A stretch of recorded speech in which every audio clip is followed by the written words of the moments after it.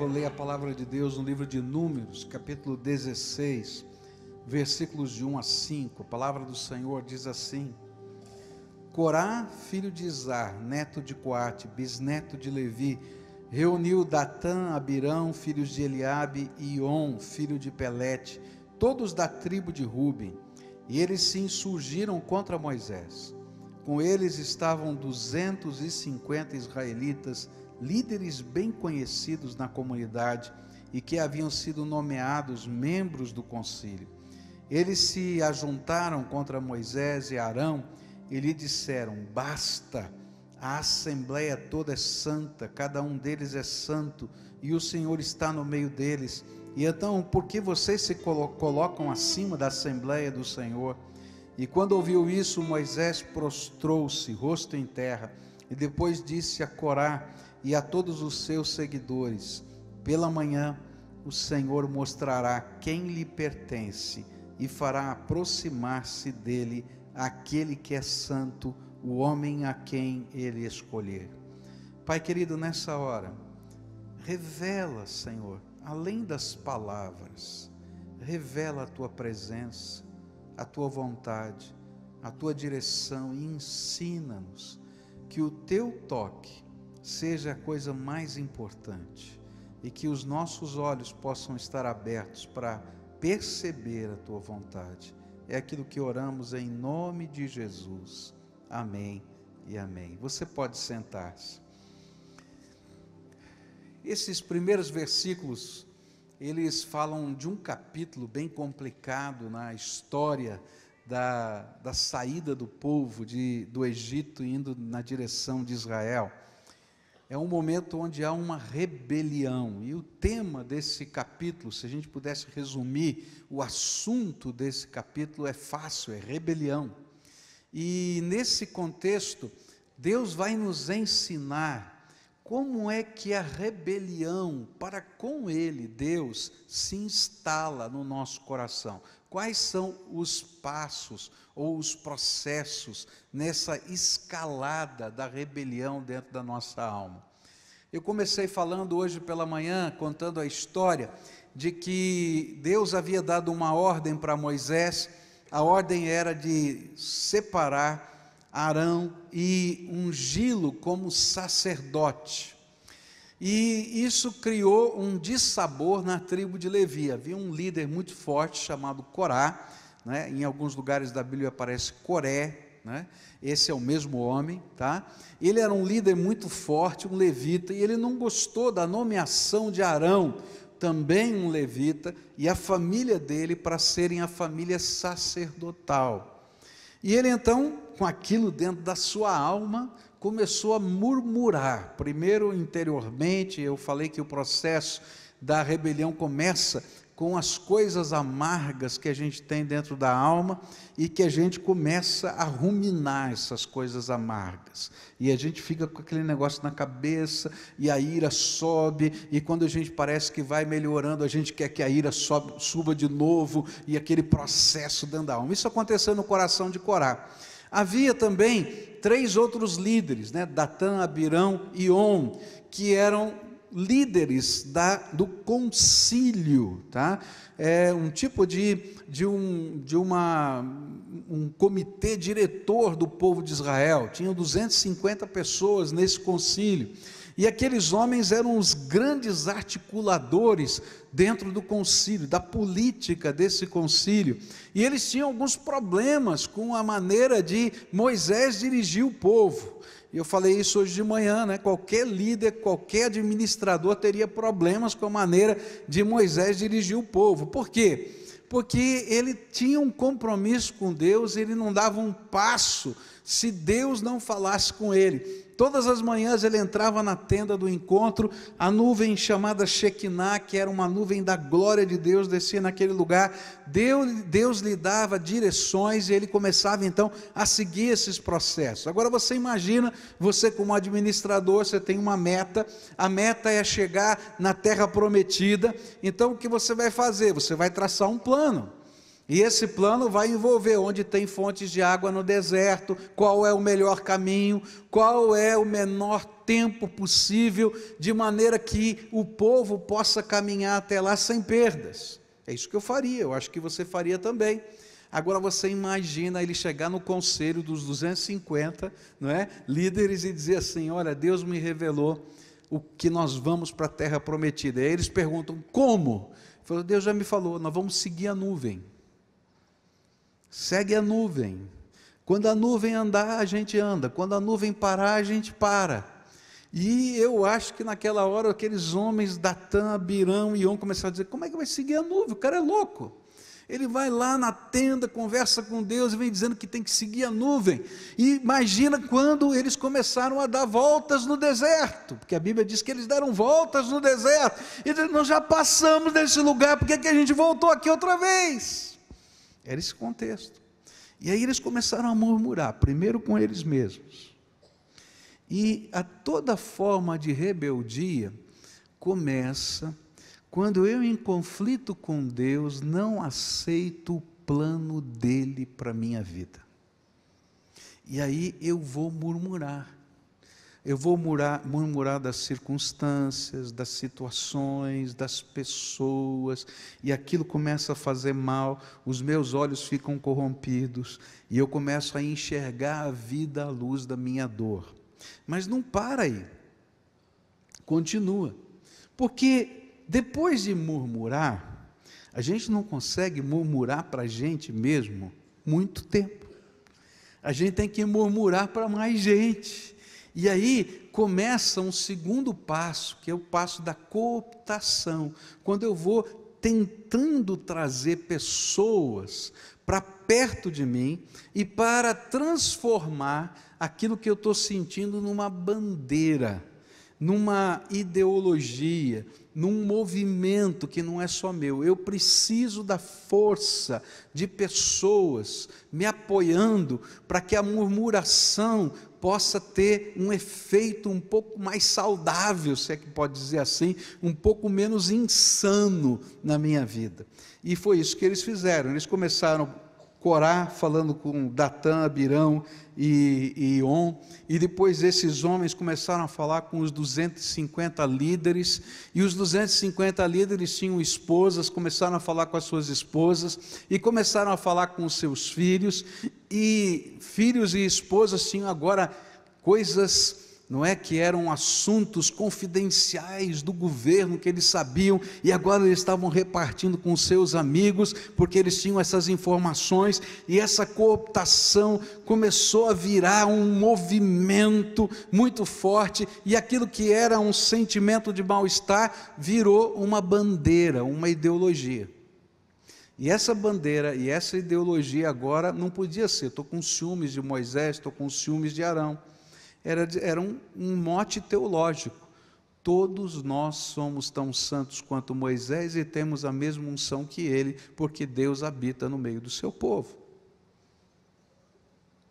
E eu falei hoje de manhã que é aí que nascem as heresias, aí é que nascem as filosofias, as ideologias, que as pessoas matam e morrem, porque essas se tornam verdades absolutas que a gente defende. Mas a Bíblia diz que isso é rebeldia, porque lá dentro do coração, o que existia era um sentimento de não concordar com a maneira de Deus estar dirigindo a vida do seu povo.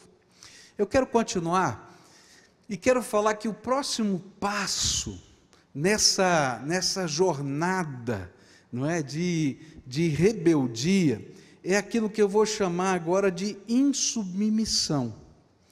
É interessante isso, porque quando a gente sai dessa área de cooptação, a gente começa a ouvir as pessoas perto da gente dizendo: bom, se é assim e se está tudo errado, a gente tem que tomar uma atitude.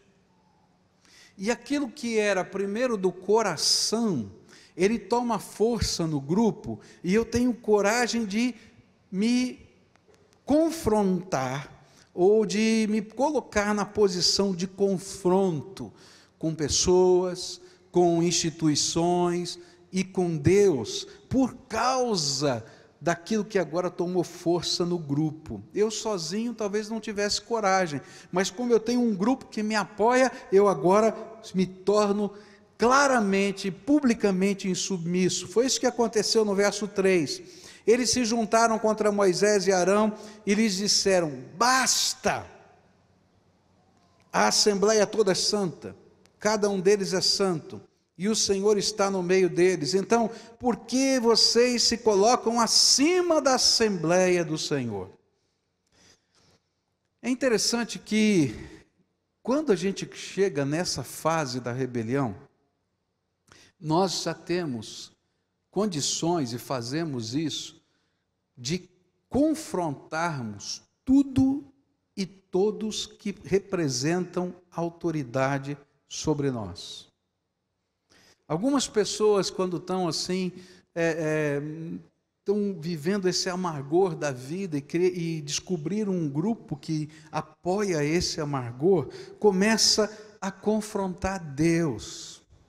Porque se Deus está acima de tudo, Ele tem toda a autoridade no céu e na terra, então Ele é o culpado da desgraça que está acontecendo na minha vida.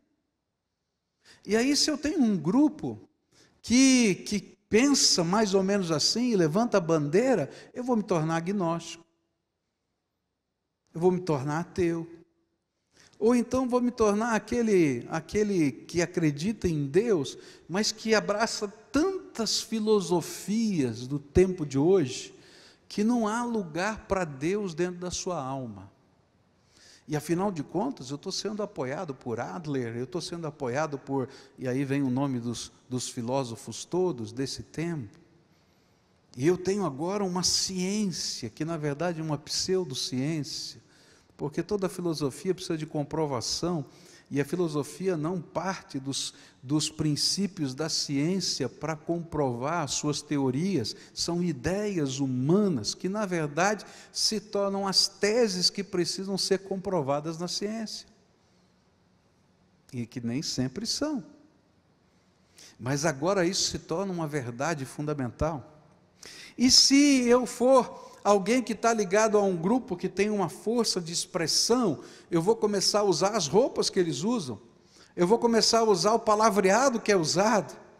E se a gente olhar, por exemplo, para o adolescente que está numa fase de descobrir os caminhos da sua própria independência, eles precisam da força do seu grupo para poder contestar a sua família, para contestar os seus pais, para contestar, quem sabe, as normas de uma escola. E aí então a gente diz: todo mundo vai usar a roupa assim, porque quero ver se vão nos obrigar todos a usarem uniforme, por exemplo. E daí naquele dia vai ver um manifesto da roupa preta, da roupa amarela, do tênis não sei o quê, e na verdade a gente está simplesmente dizendo: olha, tem coisas que não estão resolvidas dentro da minha alma, dentro do meu coração, e eu preciso contestar. E a gente contesta Deus, a gente contesta toda forma de autoridade sobre a nossa vida, a gente contesta os pais, a gente contesta a família, a gente contesta o casamento, a gente contesta. A Bíblia chama isso de insubmissão. E o pior é que a gente não contesta só a Deus, a gente confronta os mensageiros de Deus, e esse é o caso com Moisés e Arão, porque nós não queremos reconhecer outra autoridade que não seja os nossos próprios desejos.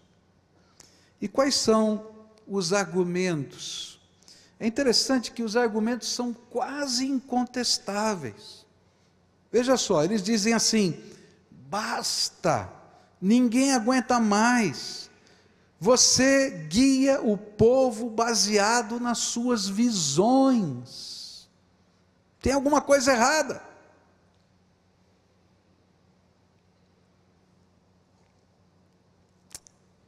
A assembleia toda é santa, nós somos o povo escolhido de Deus, não só você, e estamos aqui 100% dos representantes desse povo santo, para dizer que não aceitamos mais a sua autoridade, Moisés. A assembleia sempre será maior que uma pessoa. Fala a verdade, se você ouvisse esse negócio, Você concordaria ou não? Vamos falar, sério. A assembleia é sempre maior que uma pessoa, é verdade. Só que nenhuma assembleia vai ser maior que Deus. E ali não era Moisés, era Deus que estava revelando. Porque a nuvem se mexia, é verdade, e parece uma loucura. Mas para dizer que não era loucura, toda noite, sem madeira, sem nada, uma coluna de fogo descia no meio do arraial para aquecer o povo no frio do deserto. E toda manhã cedo, quando Moisés se levantava, ele entrava na tenda da congregação e o Shequiná de Deus descia para dizer: Deus está visitando o seu servo. E mais, toda manhã, para comprovar que aquele era o lugar correto deles, caía do céu um pão esquisito chamado maná, que alimentava todo o povo, mesmo quando eles não tinham grãos, mesmo quando eles não tinham carne, era a ração de Deus para o seu povo no deserto. Não era um homem, era Deus. E sabe, toda forma de insubmissão, ela representa essa convulsão entre murmuração e cooptação, que forma um grupo que fortalece a nossa nova teologia, muito inteligente. Mas essas pessoas se esquecem que a assembleia sempre será menor que o Deus que escolheu, chamou e tem planos para o seu povo. Deus disse isso para Moisés, no versículo 11 ele vai dizer assim: quando vocês reclamam contra Arão, na verdade é contra o Senhor que você e os seus seguidores estão se revoltando. É claro isso na Bíblia. Porque o que está em jogo nessa discussão não era a teologia. A teologia era uma mera desculpa. Mas lá dentro do coração deles, o que esses líderes queriam era voltar para o Egito. Olha só o que vai ser dito por Corá, Datão e Abirão e On diante de Moisés: não lhe basta nos ter tirado de uma terra onde manam leite e mel para matar-nos no deserto, e ainda quer se fazer chefe sobre nós. Além disso, você não nos levou a uma terra onde manam leite e mel, nem nos deu uma herança de campos e vinhas. Você pensa que pode cegar os olhos destes homens? Nós não iremos. Simbolicamente, voltar para o Egito na Bíblia quer dizer abandonar o plano de Deus para a nossa vida, abandonar os valores de Deus para o nosso coração, abandonar o jeito de viver que Deus instituiu na sua palavra. E o interessante é que a cabeça, ela se confunde. Aqueles homens estavam dizendo assim para Moisés: Moisés, você nos prometeu que ia nos levar para a terra prometida. Na verdade, nós não chegamos na terra prometida, a gente está no deserto. Sabe onde era a terra prometida? A terra que mana leite e mel? Era o Egito. Nós não vamos mais com você para nenhum lugar, nós vamos voltar para o Egito. E nós vamos levar esse povo todo de volta para o Egito. E eles estavam pensando assim: olha, eu sou livre. Só que eles esqueceram que lá no Egito eles eram escravos, que mataram os filhos deles, que eles não podiam ter filhos homens, que aquilo que parecia ser a terra que mana leite e mel, era a terra da desgraça na vida deles. E eles preferiam a terra que mana leite e mel, entre aspas, e a escravidão, do que a verdadeira liberdade submissa à vontade de Deus. Agora, queridos, essa é a história de muita gente. Muita gente está dizendo assim: eu sou dono do meu nariz, eu faço o que eu quero, eu não sei se a Bíblia tem razão hoje, talvez ela tivesse razão naquele tempo, mas hoje eu não sei se vale os valores da palavra. A gente se rebela contra o professor, contra a polícia, a gente se rebela contra qualquer ordem instituída e diz, afinal de contas, eu tenho liberdade, e a gente esquece que toda essa rebeldia reflete a insatisfação do nosso coração na presença de Deus. Eu não estou dizendo que a gente não tem posições, que a gente não tem postulados políticos que a gente defenda, não é isso que eu estou falando.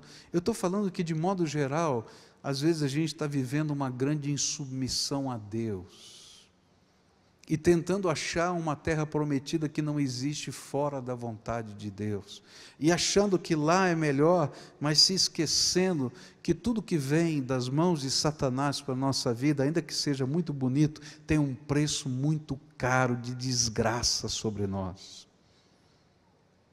Ninguém se lembrava mais de quando os primogênitos, ou os filhos, melhor dizendo, homens de uma casa de hebreu, tinham que ser retirados pelas parteiras e mortos diante dos olhos dos seus pais. Depois de 9 meses de gravidez, quando nascia um filho homem, a parteira ia lá e torcia o pescocinho daquela criança. Estava saindo, via que era homem, torcia o pescocinho. E todo mundo sabia que não era um acidente, que não era uma doença. Eles esqueceram as opressões, eles esqueceram tudo. E sabe o que eles tinham saudade? Da cebola e do pepino do Egito. Eu podia ter saudade de coisa melhor, né? Fala a verdade. Cebola e pepino. Mas na verdade o que havia no coração deles era insubmissão. Agora, a murmuração, a cooptação, a força do grupo, a gente está ouvindo as vozes, a gente tem que tomar uma atitude, isso vira insubmissão, e a gente esquece algumas promessas de Deus. Tiago 4, verso 10 diz assim: humilhai-vos na presença do Senhor e Ele vos exaltará.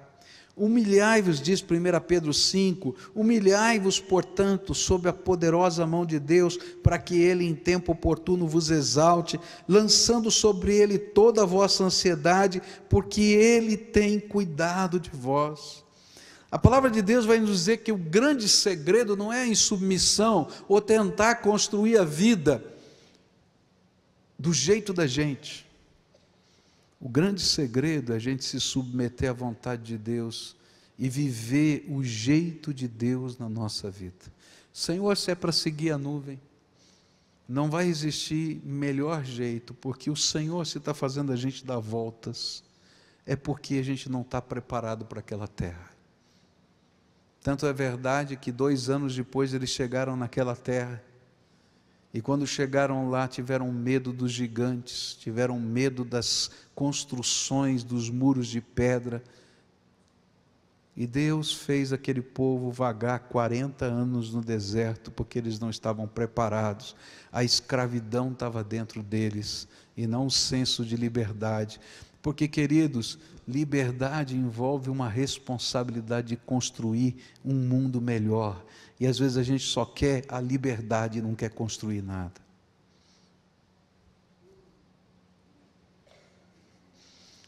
Bom, Deus vai ter que julgar essa gente. E é interessante isso, porque a palavra do Senhor diz que Deus disse assim para Moisés: Moisés, chama esse povo para vir amanhã de manhã, na hora que o Shekinah desce, e eu vou conversar, e vou mostrar quem é santo, quem eu escolhi, quem eu ungi, e como esse negócio aqui funciona, porque eu sou Deus. E ele disse assim para aquele povo: olha, vocês vêm aqui de manhã, já que todos vocês são santos, todos vocês são ungidos, todos vocês são sacerdotes, todos vocês têm a mesma unção, cada um traga o seu incensário. e nós vamos começar uma celebração. De um lado vai ficar Arão com o seu incensário, sozinho. E do outro lado, vocês, 250, vão ficar com os seus incensários. Se a sua teoria é verdadeira, Deus vai aceitar a sua oferenda e não vai aceitar de Arão.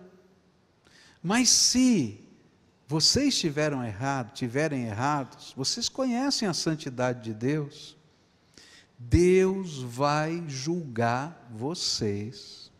E algo extraordinário vai acontecer, para que ninguém nunca mais duvide que Deus é o Senhor e dirige a vida do seu povo.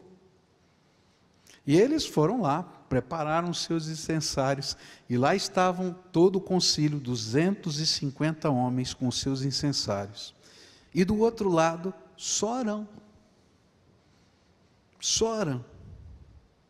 E nesse momento, Deus faz o último apelo. Eu acho tremendo isso, porque há momentos na nossa vida que Deus faz a última advertência. Deus faz o último apelo. Deus toca profundamente o nosso coração e nos dá a última oportunidade. E olha só o último apelo que é feito. E é interessante que Deus sabia que os 250 não iriam atender o apelo, porque eles tinham um pacto entre eles não iam mudar de ideia. Mas Deus estava com pena das mulheres, dos filhos, dos sobrinhos, dos netos, porque o pecado que está dentro da nossa casa afeta todo mundo que vive conosco. A gente imagina às vezes que o problema é só meu. Não, queridos, a desgraça que você leva para casa afeta a tua vida toda, mas afeta todo mundo que está do teu lado, porque é impossível ver você sofrer sem a gente sofrer junto. E aí então vem uma convocação de Deus, olha que coisa tremenda. Diz assim: ele advertiu a comunidade, ele olhou para o povo todo, para os filhos, olhou para as famílias, mas olhou para todo o povo, e diz assim: olha, vocês vão ter que tomar uma decisão agora. Ele diz assim: afastem-se das tendas desses ímpios. Essa é uma palavra forte, ímpio.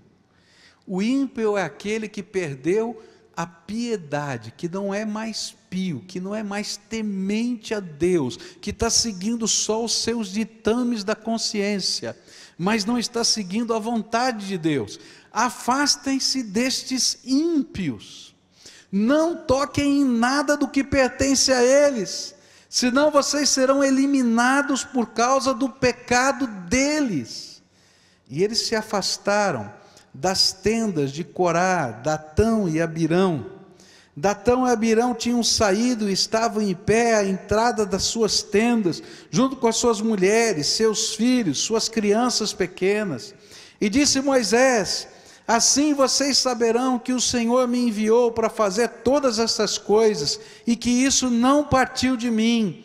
Se estes homens tiverem morte natural e experimentarem somente aquilo que normalmente acontece aos homens, então o Senhor não me enviou. Mas se o Senhor fizer acontecer algo totalmente novo, e a terra abrir a sua boca e os engolir, junto com tudo que é deles, e eles descerem vivos ao Sheol, então vocês saberão que esses homens desprezaram o Senhor.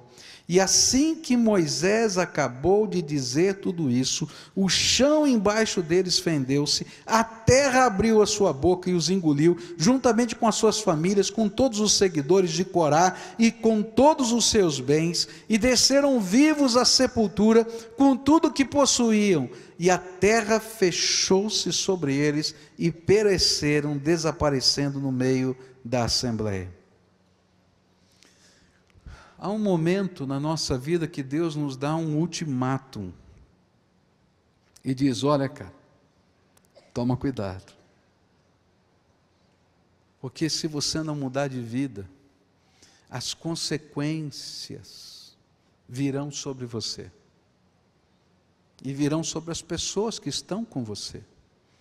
para as pessoas que se pactuaram com você. E sabe, é muito complicado, porque nessa altura, a gente valoriza muito mais o pacto que a gente tem com pessoas que estão nos apoiando, do que com Deus. Há algum tempo atrás, Michel me contou de uma experiência num sepultamento, onde ele foi convidado para estar lá dando uma palavra, e nesse sepultamento tinha um jovem que tinha sido assassinado por causa de drogas. E o menino que estava com ele, que o convidou, era primo desse moço. E quando estava no meio daquele funeral, esse moço primo falou assim para o Michel: Michel, se eu não tivesse recebido Jesus como Senhor e Salvador da minha vida, muito provavelmente hoje eu estaria no caixão do lado dele, porque eu era da turma dele, eu frequentava os mesmos lugares com ele, eu fazia as mesmas coisas junto com ele, e sabe, o outro lado, que não é o mesmo grupo dele, teria me matado porque eu estaria junto com ele. Você está entendendo? Tem horas na nossa vida que o ultimato de Deus diz assim: olha, você tem que tomar uma decisão, porque o tempo está acabando, pula fora, sai fora, muda de vida, deixa de lado a tua turma, porque senão você vai junto com eles, não tem jeito. E é interessante que nesse momento, o povo, a grande maioria do povo temeu e se afastou desses homens. E o interessante é que os filhos de Corá não ficaram com seu pai. Eu acho tremendo isso, porque às vezes a gente fica pensando: não, eu tenho um vínculo com meu pai, com a minha mãe, eu tenho que ter esse... Não, queridos, a gente tem que ter um vínculo com Deus em primeiro lugar, e com o que é certo na nossa vida. E os filhos de Corá saem, e eles vão se tornar um dos grupos mais tremendos de louvor e adoração no povo de Israel. Deus vai derramar uma unção sobre os filhos de Corá, que vai estar lá escrito nos Salmos, Salmo dos filhos de Corá. E eu acho tremendo, sabe por quê? Porque talvez alguém dissesse para eles: tira fora o nome de Corá, porque isso tem a ver com aquela tragédia. Eles disseram: não. Sabe por quê? Porque eles foram aqueles que Deus resgatou do meio daquilo que iria acontecer de terrível. Eles estavam dizendo: nós, filhos de Corá, reconhecemos a bondade de Deus sobre a nossa vida. Rebelião é quando os pactos que nós firmamos com pessoas, ideologias, filosofias, se tornam mais importantes na nossa vida do que a vontade de Deus, a palavra de Deus e a presença de Deus no nosso coração. Terceira e última coisa que esse texto me ensina é que, às vezes, a gente é tão burro, me perdoa falar assim, mas é tão burro, que a gente culpa a Deus até das desgraças da gente. Bom, a Bíblia diz que o chão se abriu. Aqueles que estavam com seus incensários e todos aqueles que ficaram do lado deles foram engolidos pelo chão. Eu não sei se foi um terremoto, eu não sei o que aconteceu, não sei explicar cientificamente, eu só sei que o chão abriu justamente debaixo do pé deles.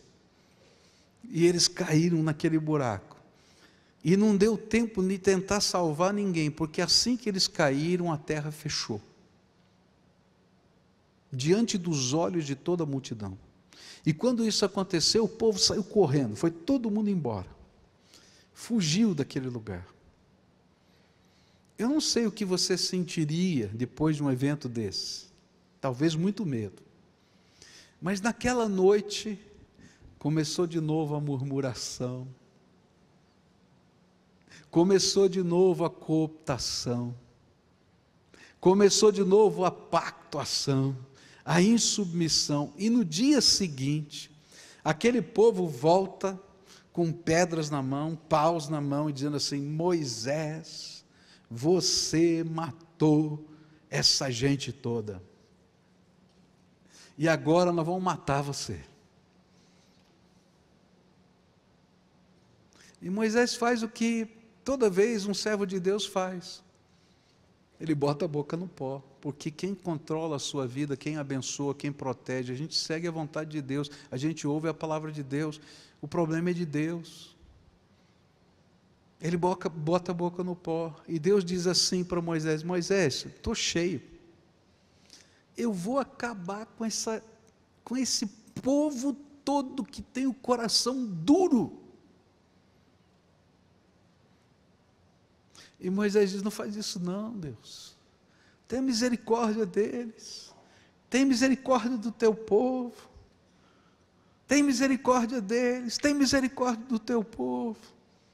E aí começa uma doença fulminante, e pessoas começam a morrer no meio daquele povo, e ele diz assim: Arão, corre, pega o teu incensário, Arão, corre no meio do povo e ora a favor deles, e pede a bênção de Deus, e corre lá Arão, e de repente ele vê que essa praga, a gente está morrendo assim, vem, ele vai na frente do povo, antes de chegar nas pessoas que ele está na frente, e começa a balançar o seu incensário, e diz: Deus tenha misericórdia, Deus tenha misericórdia, Deus tenha misericórdia, dá mais uma oportunidade.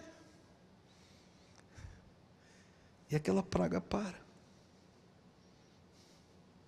Eu acho tremendo isso, porque tem gente que Deus está puxando a orelha, está chacoalhando a vida, e continua dizendo: a culpa é do meu pai, a culpa é do meu avô, a culpa é do meu tio, a culpa é do governo, a culpa é não sei o quê, ou então dizendo: Deus, a culpa é tua.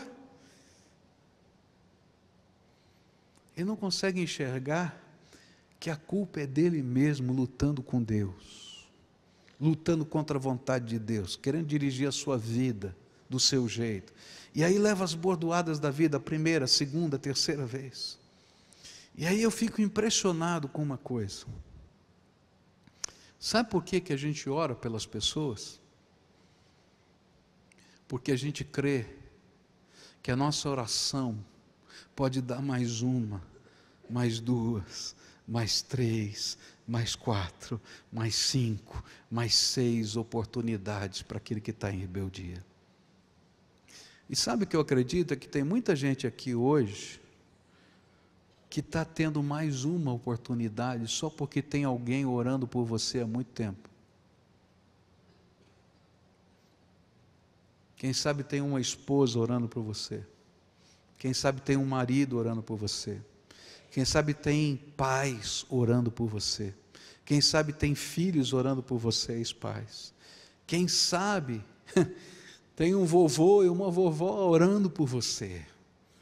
E sabe o que está acontecendo? Eles se colocam na mesma posição de Arão, com o incensário da oração, dizendo: Deus tenha misericórdia, Deus tenha misericórdia, Deus tenha misericórdia. E algumas vezes, queridos, a morte, a luta, a desgraça chegou no teu pé, mas não chegou lá porque tinha alguém orando por você.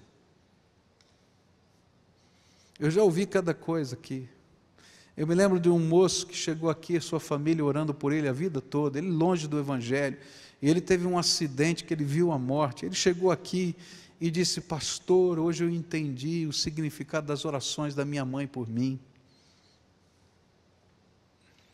Eu vi a morte diante de mim, meu carro entrou debaixo de um caminhão, aconteceu uma desgraceira tal, mas eu não saí de lá sem um arranhão. Todo mundo olhava para mim: você saiu daquele negócio lá? Saí. E eu tenho certeza, porque Deus falou comigo naqueles segundos, que Ele estava me dando mais uma oportunidade. Agora, sabe qual era a tristeza?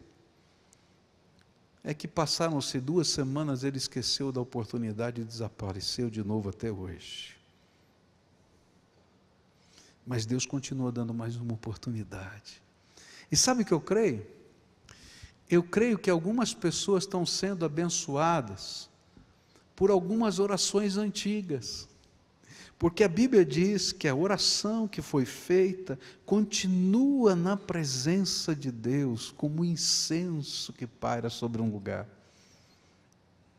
Não é que essa pessoa, depois de morrer, continua orando, mas eu creio que algumas pessoas que já morreram deixaram lá no céu as suas orações, e essas orações estão atingindo a tua vida, porque Deus fez promessas para aqueles seus filhos: vou abençoar o teu filho, vou abençoar o teu neto, e Deus está dando mais uma oportunidade, mais uma, e mais uma, e mais uma. Mas vai chegar o dia em que toda oportunidade cessa.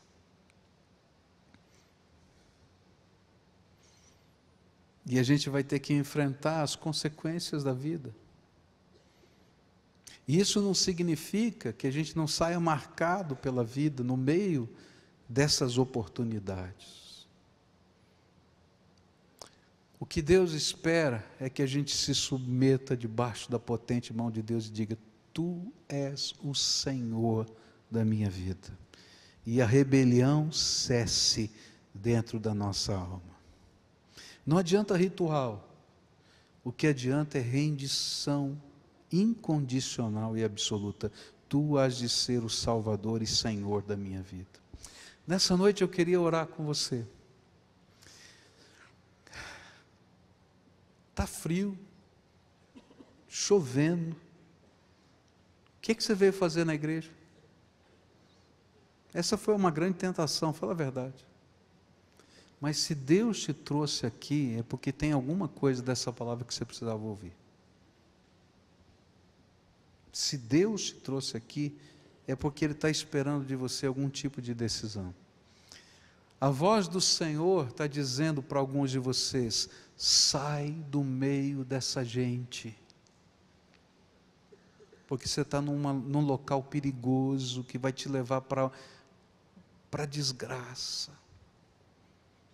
Larga algumas dessas filosofias que viraram o ideal da tua vida e abraça Jesus para ser o ideal da tua vida.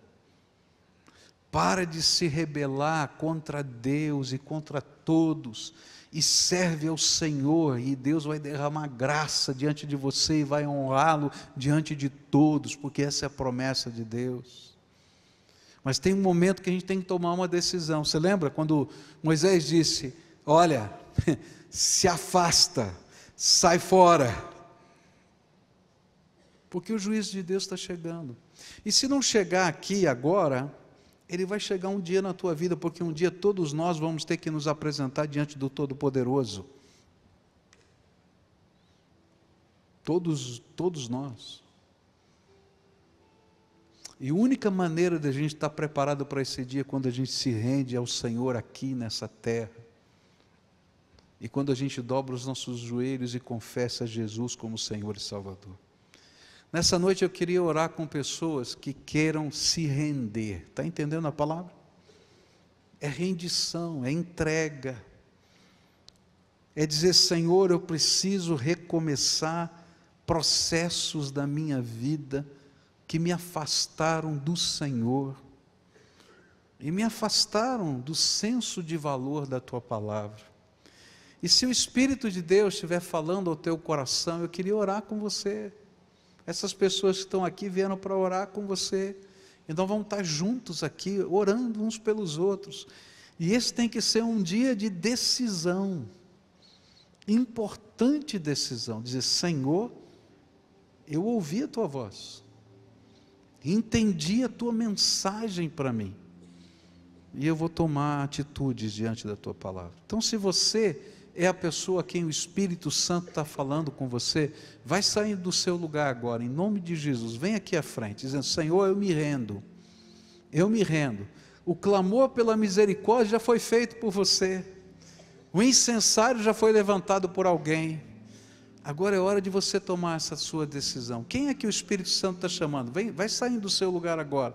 Eu me rendo, é isso que a palavra está falando. Eu me rendo, Senhor, Tu tens um plano para a minha vida, eu me rendo.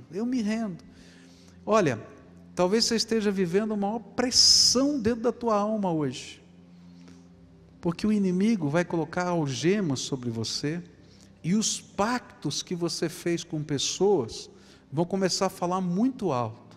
As ideologias que você acredita vão estar amarrando você. Então, se o Espírito de Deus está falando com você, eu quero declarar em nome de Jesus, que toda algema colocada sobre você está quebrada, na autoridade do nome de Jesus. Vai levantando do teu lugar agora, vai, em nome de Jesus. Famílias inteiras, o Espírito Santo está falando com famílias aqui, que estão seguindo um jeito de viver que Deus não gosta. Tem jovens aqui, que Deus está falando com você, olha, para com isso. Essa rebeldia não tem sentido, serve ao Senhor. Lá em cima na galeria, tem gente a quem o Senhor está falando, desce agora em nome de Jesus. Às vezes a gente está no último banco da galeria achando que Deus não está vendo a gente, mas Ele está vendo você, filho, e está falando ao teu coração, vem agora em nome de Jesus. Chega de rebeldia, gente, chega, agora é entrega, é dizer, eu vou me render, estou lutando com Deus a minha vida inteira, chega, vem em nome de Jesus, vem, Espírito Santo de Deus está falando com você, vem agora. Tem alguém que está afastado da igreja, brigou, ficou magoado, está com dor, vem agora em nome de Jesus. Hoje é dia de rendição, porque quem morreu por você na cruz do Calvário foi Jesus, não foi mais ninguém. E às vezes a gente está bravo com pessoas e se afasta de Deus, não tem sentido isso. Então, se o Espírito Santo de Deus está falando com você, vem para cá em nome de Jesus. Quero orar com você. Rendição, rendição, essa é a palavra-chave, rendição, rendição, rendição, rendição. Estou me rendendo, Senhor, vai ser do teu jeito, não do meu, vai ser do teu jeito, não do meu. Quem mais o Espírito Santo está falando? Levanta agora, em nome de Jesus, vem, em nome de Jesus, moço, Deus está falando com você, vem, em nome de Jesus, chega, lembra que Datã Abiram disse, basta Moisés, Deus está dizendo, basta moço, chega, até onde você vai? Vem para cá, chega aqui agora, quero orar por você, chega aqui, eu quero orar por você, em nome de Jesus, pode vir, Deus tem algo tremendo para você hoje. Você vai ser como um filho de Coré, que vai receber uma unção especial de Deus, como um sinal de vida e não de morte. E a gente vai orar juntos. Agora eu quero orar com você. Queria pedir uma coisa para você. Todo o povo de Deus está aqui, vai ficar de pé, tá? E nós vamos orar por essa gente que está aqui. Só eles sabem a batalha que está aí no coração. E o que significa algumas dessas entregas? Porque tem pactos, tem compromissos, tem coisas, tem história, tem dores.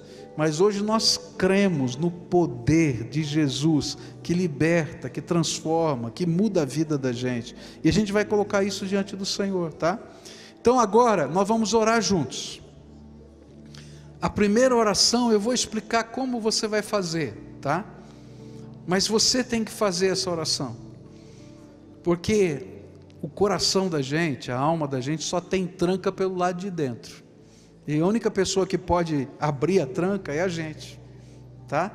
Então agora você vai orar mais ou menos assim, tá? Eu vou explicar e você vai fazer depois com os seus lábios isso. Você vai dizer para Jesus, Senhor Jesus, eu vou explicar tudo, escuta primeiro, depois você ora, tá? Diz assim, Senhor Jesus, eu estou em rebeldia, estou lutando contra o Senhor, mas eu cansei, e eu ouvi a tua voz, e eu estou me rendendo.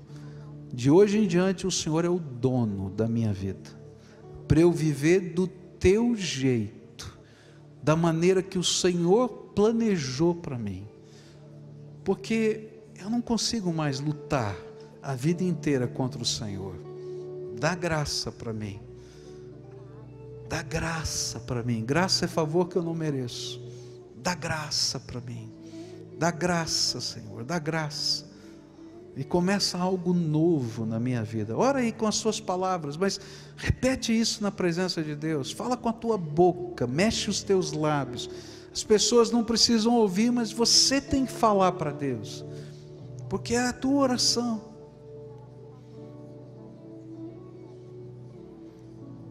Agora eu quero orar por você, tá bom? Senhor Jesus, Tu conheces o coração desse povo. Tu conheces as batalhas da alma, Tu conheces as marcas do passado, Tu conheces a razão da rebeldia, mas na verdade eles estão lutando contra o Senhor e eles não aguentam mais, e hoje o Teu Espírito falou com eles. Por isso nessa hora, eu quero te pedir, Senhor Jesus, liberta, Senhor, dos pactos, liberta, Senhor, dos compromissos, liberta do medo, liberta, Senhor, das tragédias, liberta, Senhor, dos lugares escuros, liberta, Senhor, das desgraças que envolvem a vida. E nessa hora, Senhor, começa algo novo, algo que só o Senhor pode dar. E Senhor, mais do que isso, que o Senhor seja o dono da vida deles, que a Tua palavra seja a orientação. Se for para seguir a nuvem, eu vou seguir. Se for, Senhor, para segurar na Tua mão e adentrar as muralhas de Jericó, eu vou adentrar, porque o Senhor é o meu Deus, e Jesus é o meu Salvador, e eu vou andar com o Senhor, do jeito que o Senhor quiser, porque não tem esperança para mim, Senhor, sem a Tua graça. Ó Pai, abre agora as janelas dos céus e derrama do Teu Espírito, derrama do Teu Espírito, Senhor, derrama poderosamente, derrama, Senhor, graça libertadora, graça, Senhor, graça, muita graça vinda das Tuas mãos. E obrigado, Pai, porque aquele incenso das orações nunca foi esquecido diante do Senhor. E aqui, Senhor, tem o fruto das Tuas bênçãos, das Tuas respostas. Completa essa obra, é aquilo que eu oro em nome de Jesus. Amém. Estou edificando a minha igreja.